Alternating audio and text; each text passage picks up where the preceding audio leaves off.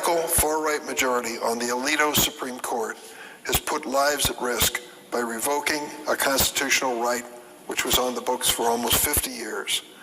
Now, members of this Senate must act to protect another constitutional right related to this debate, the right to travel across state lines to access health care, in this case, reproductive care.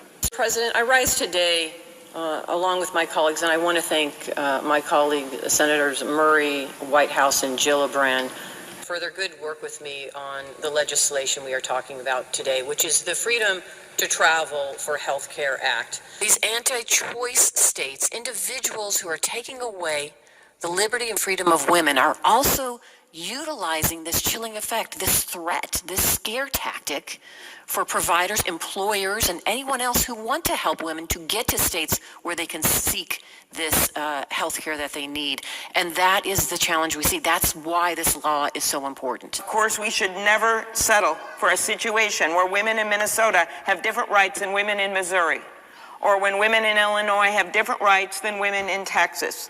But with so many extreme Republicans racing to state capitals to be the first to take away women's rights, it's clear we must explicitly protect the right to travel to other states to access reproductive care. Newsflash. When you force someone to be pregnant, they're going to notice. They're going to remember, and they're going to be painfully aware of the difference between their personal decision and the reality Republican politicians are forcing on them. Deep-pocketed extremist interests invested hundreds of millions of dollars over decades to build a court where that kind of stuff could get done. It is an outrage. Women across this country are angry. Democrats in Congress are angry. And we are fighting back in every way we can.